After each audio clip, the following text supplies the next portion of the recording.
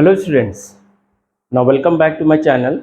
Now today I am going to explain exercise 5.1 NCERT of class 9. Okay, question number 1.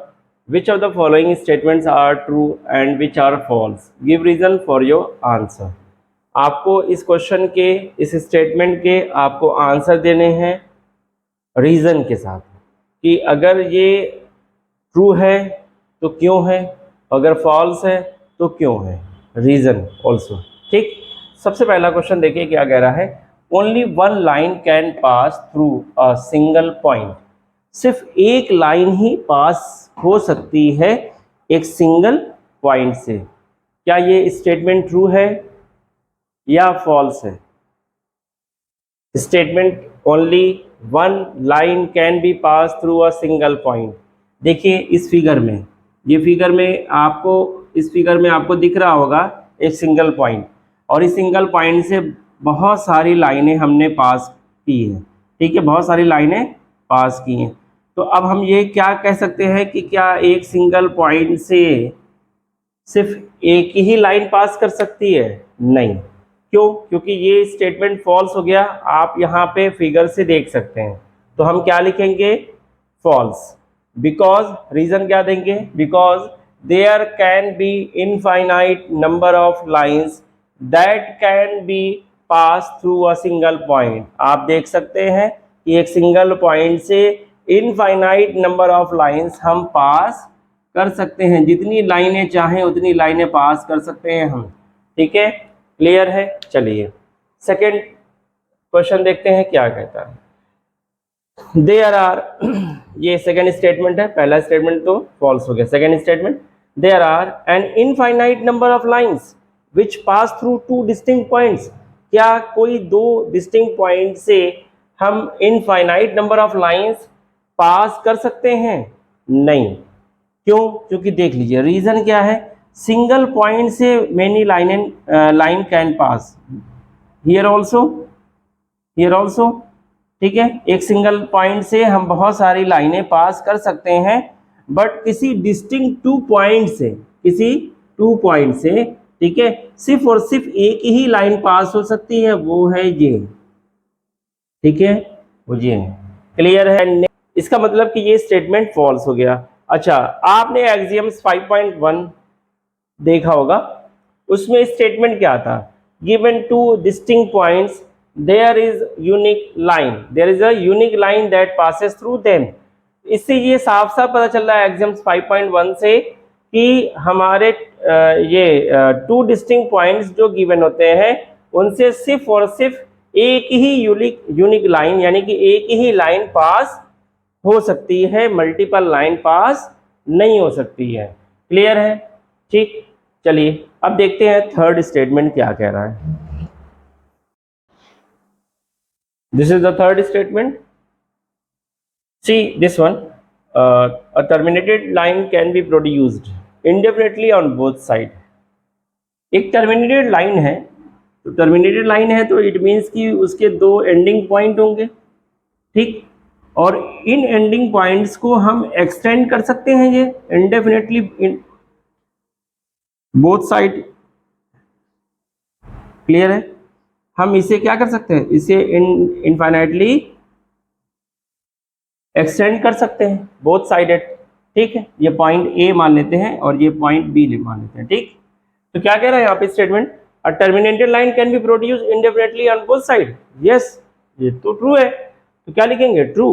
A line that is terminated can be indefinitely produced on both side as line can be extended on both its sides infinitely. ठीक, तो postulate 2 में तो यही कहता है कि अगर कोई भी लाइन सेगमेंट कह लें, ठीक है, या लाइन या पार्ट ऑफ लाइन जो होता है, उस लाइन सेगमेंट को हम दोनों तरफ, दोनों साइड, बोथ साइड एक्सटेंड कर सकते हैं इनफाइनाइटली। जहां तक चाहें वहां तक इनफाइनाइटली एक्सटेंड किया जा सकता है। क्लियर है? तो इसका मतलब कि ये स्टेटमेंट ट्रू है।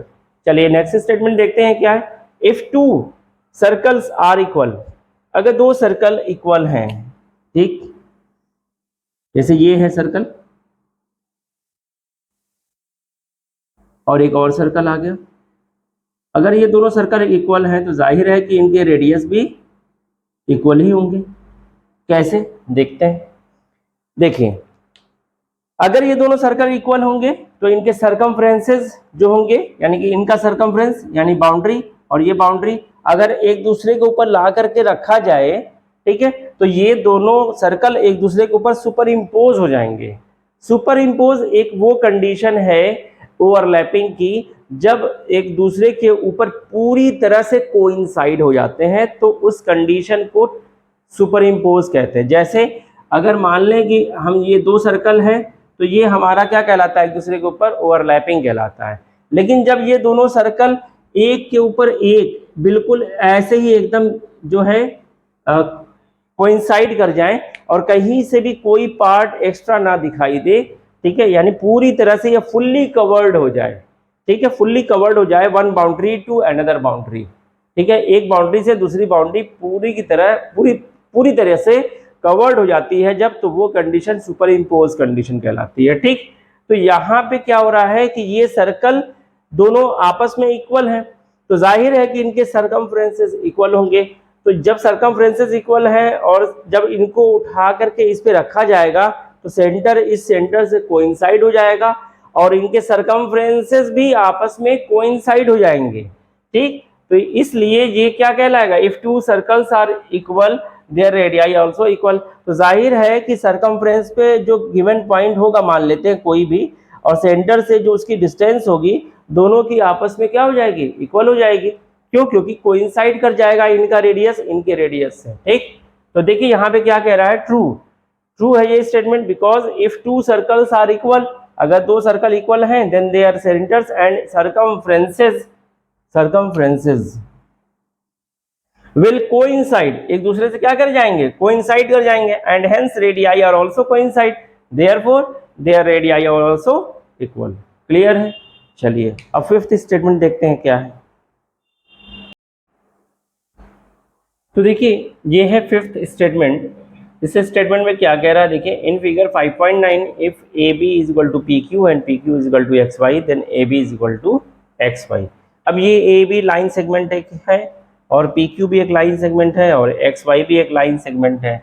अब ये कह रहा है कि ए बी जो लाइन सेगमेंट है वो पी क्यू लाइन सेगमेंट के इक्वल है, यानी इक्वल इन लेंथ होगा, ये आपस में सेम लेंथ के होंगे। ठीक, उसी तरीके से अब क्या कह रहा है कि पी क्यू जो है वो एक्स वाई के इक्वल है, यानी कहने का मतलब ये है हमारे पास दो चीज़ें कि ए बी जो है वो पी क्यू के इक्वल है। ठीक, ए बी जो है वो पी क्यू के इक्वल है और पी क्यू एक्स वाई के इक्वल है और एक्स वाई के इक्वल पी क्यू भी है, एक्स वाई के इक्वल पी क्यू भी है। तो देखिए A B equal to P Q और एक्स वाई भी पी क्यू के इक्वल है, तो हम ये कह सकते हैं ना कि A B is equal to X Y, ये बोल सकते हैं ना। ठीक है, आपका एग्जाम्स 5.1 जो कहता है वो यही कहता है ना, क्योंकि ये स्टेटमेंट क्या हो गया, ये ट्रू हो गया, तो ये स्टेटमेंट ट्रू है by the exams of 1। Exam 1 क्या कहता है, एग्जाम 1 क्या कहता है कि things which are equal to the same thing, things which are equal to the same thing are equal to one another, यानी कोई चीज अगर किसी के इक्वल है, जैसे मान लीजिए ये इसके इक्वल भी है और ये इसके इक्वल भी है, तो क्या होगा कि ये दोनों भी आपस में इक्वल होंगे। ठीक है, things which are equal to the same thing are equal to one another. तो ए बी जो है ए बी के बराबर है पी क्यू, यानी A B is equal to P Q, और ये एक्स वाई भी जो है पी क्यू के इक्वल है, ए बी भी पी क्यू के इक्वल है और एक्स वाई भी पी क्यू के इक्वल है। तो हम ये कह सकते हैं डायरेक्टली कि ए बी एक्स वाई के इक्वल होगा। ठीक है, ये था फिफ्थ स्टेटमेंट जो कि ट्रू है। क्लियर है। चलिए अब नेक्स्ट क्वेश्चन नंबर देखते हैं 2। देखिए बच्चों, ये है क्वेश्चन नंबर 2। ठीक है, क्या कह रहा है, give a definition for each of the following terms, are there other terms that need to be defined first, what are they and how might you define them. इन सब की डिफिनेशंस आपको दे दी हैं, parallel lines, perpendicular lines, line segment, radius of a circle and square. लेकिन बच्चों इनके पहले हमें ये चीज़ समझनी होगी कि लाइंस होता क्या है, पॉइंट्स क्या होता है, ठीक है, लाइन सेगमेंट, ये परपेंडिकुलर लाइंस है, पैरेलल लाइंस, तभी हमको क्लियर हो पाएंगी जब हम लाइंस के बारे में जानेंगे कि लाइंस एक्चुअल में होता क्या है, ठीक है, पॉइंट क्या होता है, प्लेन क्या होता है, ठीक है, इस तरह की चीजें पहले हमको समझनी पड़ेगी, तभी ये इसकी डेफिनेशन हम दे पाएंगे, ठीक है। तो यहाँ पे लिखा है कि are there other terms that need to be defined first, yes, पहले हमको कुछ चीजें समझनी पड़ेंगी, ठीक है। तो what are they and how might you define them, तो पहले हम उन चीजों को समझ लेते हैं। पहली चीज कि पॉइंट क्या होता है, ठीक है, पहला कि पॉइंट क्या होता है, फिर लाइन क्या होता है, ठीक है, और प्लेन क्या होता है, ये सब सारी चीजें पहले हमको समझनी पड़ेंगी, ठीक, प्लेन क्या होता है, और भी बहुत सारी टॉपिक है, ठीक है, पहले हम इसको देख लेते हैं, उसके बाद फिर हम इसको डिफाइन करते हैं, ठीक है। चलिए एक एक करके देखते हैं। हेलो बच्चों, तो देखिए ये है सारे पॉइंट्स, जो कि इसको एक्सप्लेन करने से पहले आपको ये चीज़ें जाननी चाहिए कि क्या क्या इसमें, मतलब कि ये बेसिक चीज़ें हैं, अगर आप बेसिक चीज़ें नहीं जानोगे तो आप फिर समझ नहीं पाओगे सारी चीज़ें, ठीक है। तो ये बेसिक हैं, ठीक। तो जैसे कि फर्स्ट टॉपिक है पॉइंट, कि पॉइंट क्या होता है। A point is that which has no part, यानी पॉइंट वो डॉट, एक डॉट है, पॉइंट इज अ डॉट कह लें, ठीक है, विच हैज़ नो पार्ट, जिसका कोई पार्ट नहीं हो सकता, ठीक, इसको कोई भी डिवाइड नहीं कर सकता, ठीक। पॉइंट एक शार्प डॉट है जो कि डिवाइड नहीं हो सकता, ठीक है। A point is that which has no part, clear. चलिए नेक्स्ट है topic line segment.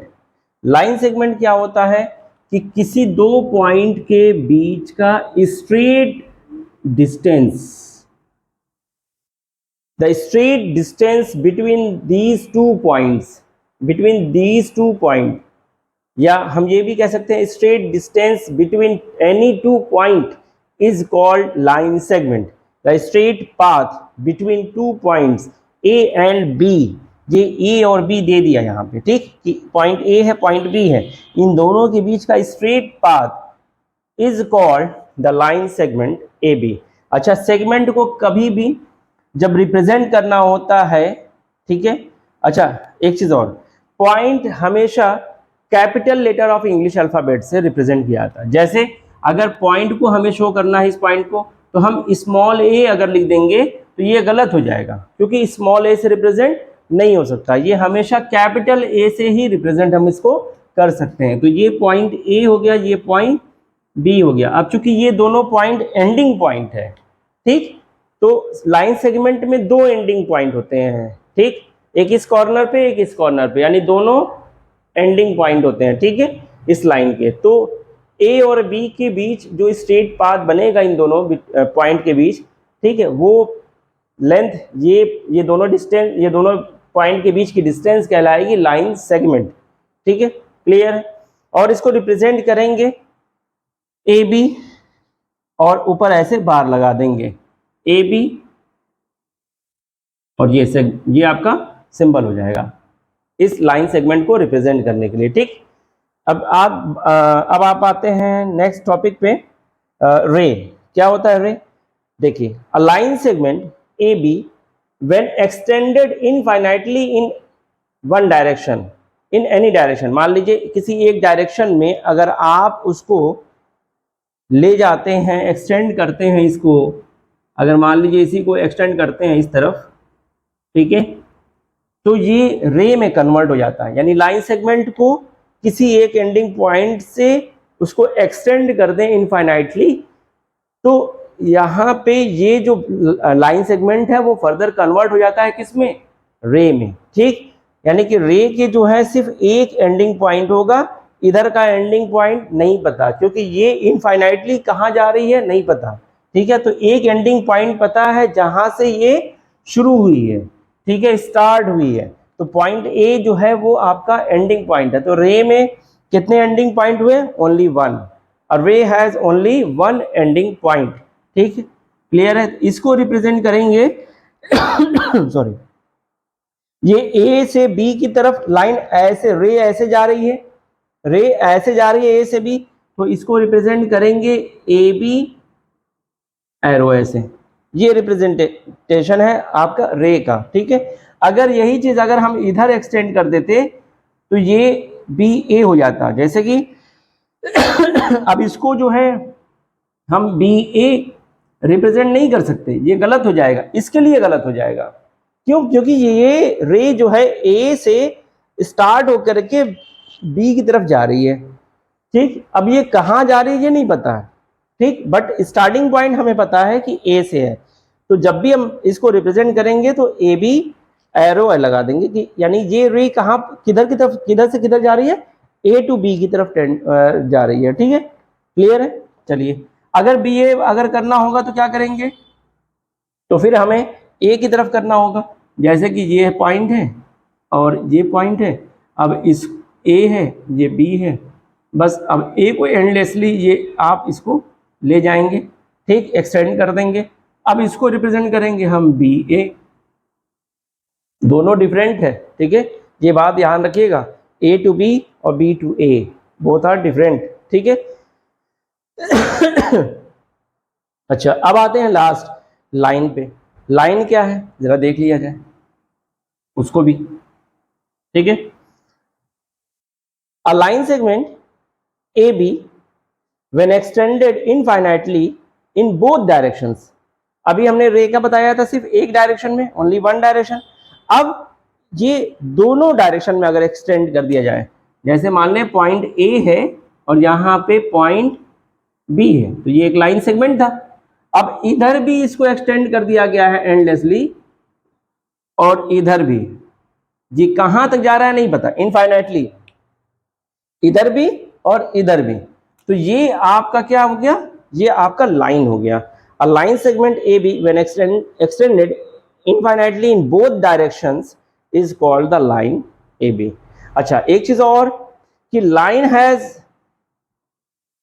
Breathless length कैसे करते हैं। अब यहां पे क्या हो गया, ए बी, ये बोथ डायरेक्शन में एक्सटेंडेड है, इधर भी और इधर भी, ठीक। तो इसको रिप्रेजेंट करने के लिए हम दोनों तरफ एरो लगा दें, ए बी ऐसे, ठीक, इस तरीके से रिप्रेजेंट किया जाता है लाइन को, क्लियर है। चलिए, अब नेक्स्ट टॉपिक देखते हैं क्या है।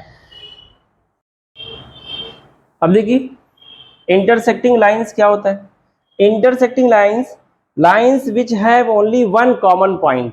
मान लें कि एक लाइन है, ठीक, अब इसमें और इसमें, इस लाइन में कोई ऐसा पॉइंट मिल रहा है क्या जो इन दोनों में कॉमन हो, नहीं मिल नहीं रहा है, ठीक है।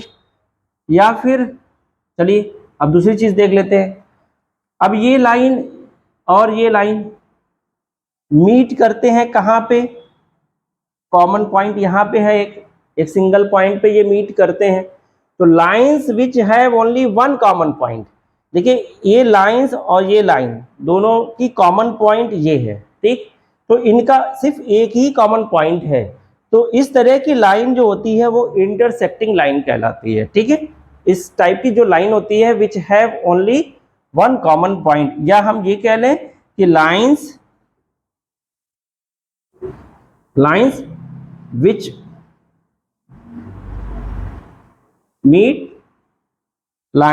meet at one point।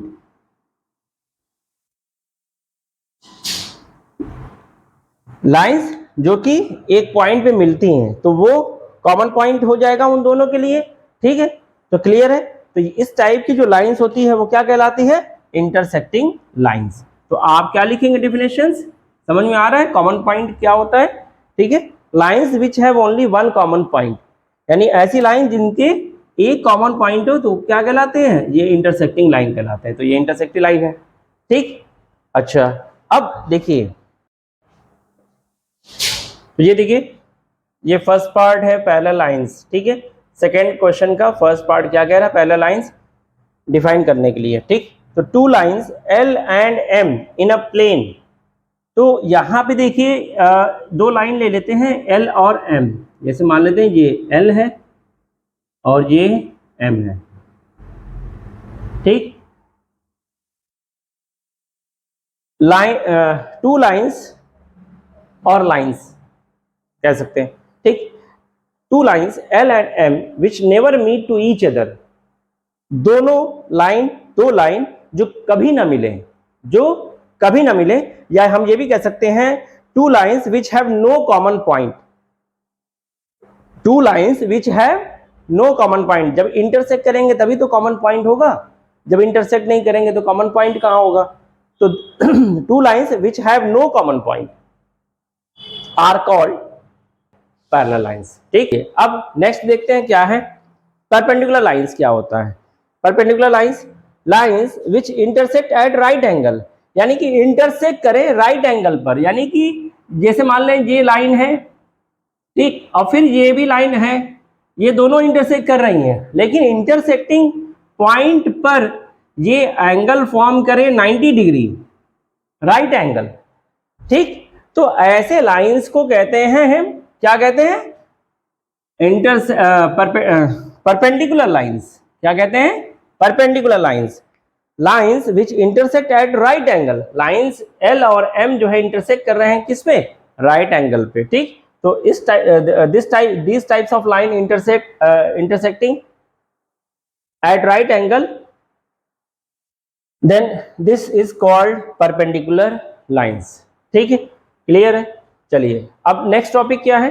Next है आपका लाइन सेगमेंट। लाइन सेगमेंट क्या होता है? लाइन सेगमेंट हमने आपको बताया है, लाइन सेगमेंट क्या होता है। Line segment that straight distance between any two point is called line segment, या हम ये भी कह सकते हैं स्ट्रेट डिस्टेंस या स्ट्रेट पाथ। किसका? लाइन सेगमेंट की डेफिनेशन बता रहे हैं, थर्ड पार्ट। लाइन सेगमेंट क्या है? The straight path, straight path between any two point, any two points is called line segment। Line segment, ठीक, या हम ये भी कह सकते हैं the part of the line, the part of the line which have two ending point that is called line segment. या फिर हम ये भी लिख सकते हैं जो हमने लिखा है अभी, the straight path between any two points is called line segment. ठीक, चलिए रेडियस ऑफ द सर्कल क्या होता है वो भी देख लेते हैं। रेडियस ऑफ अ सर्कल क्या होता है? Radius of a circle the distance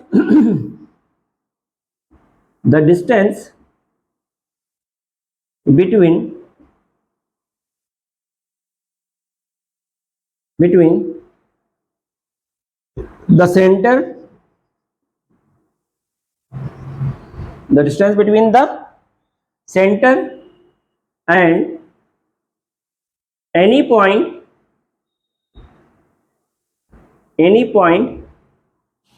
on the circumference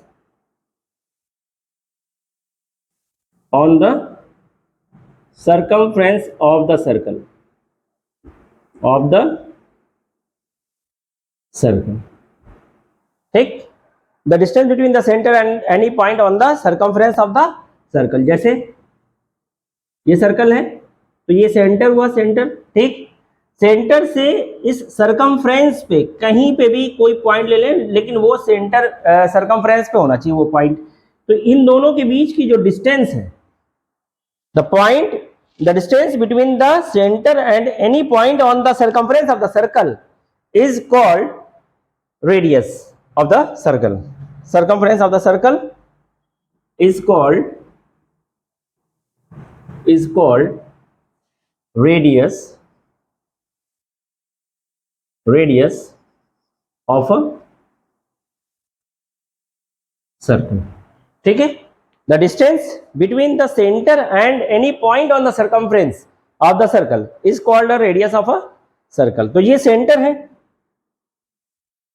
जब कभी भी हम सर्कल बनाते हैं तो सेंटर को फिक्स रखते हैं, सेंटर फिक्स होता है। तो कंपास का जो पॉइंट होता है यहाँ पे, ठीक है, यहाँ पे फिक्स कर देते हैं और दूसरी तरफ पेंसिल लगा होता है, ठीक। तो जब हम सर्कल ड्रॉ करते हैं तो कंपास का एक पॉइंट फिक्स होता है, वो मूव नहीं करता, वो फिक्स होता है, और दूसरा पॉइंट जो है वो मूव करता है सर्कुलर मोशन ऐसे, ठीक है। तो ये फिक्स पॉइंट होता है, वो सेंटर कहलाता है। अब और क्या बचा? Square.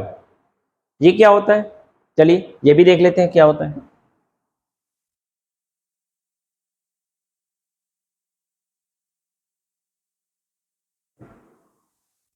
Square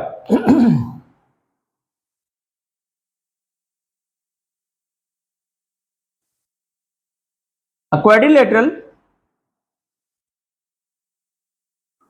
a quadrilateral having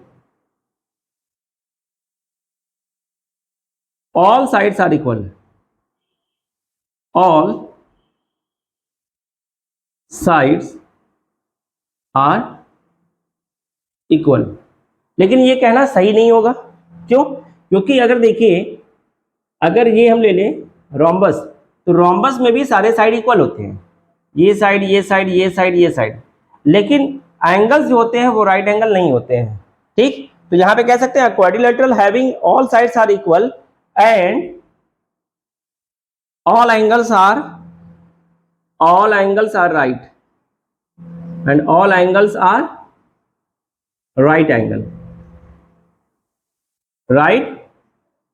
angle is called square, ठीक। अच्छा, ये भी दे सकते हैं, एक डिफिनेशन और दे सकते हैं। वो क्या? A quadrilateral having all sides are equal and diagonals are also equal। अच्छा, क्या होता है? देखिए, जैसे मान लें कि ये रोम्बस है, सारे साइड्स इक्वल हैं, बट क्या ये डायगोनल्स इक्वल हैं? जो अपोजिट वर्टेक्स होता है उन दोनों को ज्वाइन करने वाली लाइन डायगोनल्स कहलाती है, ठीक है। तो ये डायगोनल है, ये भी डायगोनल है, तो क्या ये डायगोनल आपस में इक्वल होंगे? नहीं होंगे। ये कब होंगे? जब स्क्वायर होगा तब। तो स्क्वायर के लिए शर्त है कि all sides are equal and diagonals are also equal. ये भी हम कह सकते हैं, स्क्वायर की डेफिनेशन दे सकते हैं, quadrilateral having all sides are equal and diagonals are also equal. या फिर हम डायगोनल्स की जगह पे ये भी डेफिनेशन दे सकते हैं, डायगोनल्स के प्लेस पे बस राइट एंगल कर दें कि all angles are right angle, ठीक है। All angles are right angle is called square, ठीक। तो क्वाड्रिलेटरल क्या होता है ये भी तो समझ लें कि क्वाड्रिलेटरल होता क्या है। तो क्वाड्रिलेटरल एक क्लोज प्लेन फिगर है, एक क्लोज्ड प्लेन फिगर है जो बाउंडेड होता है 4 स्ट्रेट लाइन से, ठीक।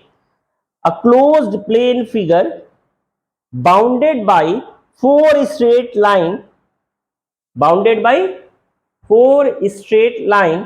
स्ट्रेट लाइन वर्ड यूज हो रहा है, लाइन कर्व भी होती है, ठीक है, कर्व लाइन भी होती है, स्ट्रेट लाइन भी होती है। तो यहाँ पे जो फिगर बनाया जा रहा है क्वाड्रिलेटरल का, वो स्ट्रेट लाइन की हेल्प से बनाया जा रहा है, ठीक है। कर्व लाइन का यूज नहीं करेंगे, ठीक है। जैसे स्ट्रेट लाइन सीधी लाइन होती है बिल्कुल ऐसे, और कर्व लाइन ऐसे वाली होती है, ठीक। ये कर्व लाइन होती है, जैसे सर्कल की बाउंड्री जो होती है वो कर्व होती है, ठीक। तो क्लियर है, वो भी एक क्या है, लाइन है, लेकिन कौन सी लाइन? कर्व लाइन है वो। और ये क्या है? स्ट्रेट लाइन है। तो स्ट्रेट लाइन बोला जा रहा है, ठीक। अब closed plane figure, a closed यानी कि फिगर कैसा होना चाहिए? क्लोज होना चाहिए, ओपन नहीं होना चाहिए। अ क्लोज्ड प्लेन फिगर यानी वो प्लेन में बने। प्लेन क्या होता है? प्लेन वर्ड समझ लें हम पहले कि प्लेन क्या होता है। प्लेन जो होता है वो एक फ्लैट सरफेस होता है, two dimensional flat surface, two dimensional flat surface, ठीक है। क्लियर है? ओके। तो ये थी टॉपिक, क्लियर है? ठीक, ये लास्ट टॉपिक थी स्क्वायर, जो कि हमने डिफाइन कर दिया। ठीक है, क्लियर है? क्वाड्रिलेटरल भी हमने बता ही दिया कि क्वाड्रिलेटरल क्या होता है। क्वाड्रिलेटरल समझना जरूरी था कि close plane figure bounded by 4 straight line, that is called quadrilaterals. ठीक है, ओके। चलिए अब नेक्स्ट वीडियो में बाकी क्वेश्चंस कराएंगे आपको। ठीक है, जब तक के लिए आप हमारे वीडियोस को लाइक और सब्सक्राइब करना ना भूलें।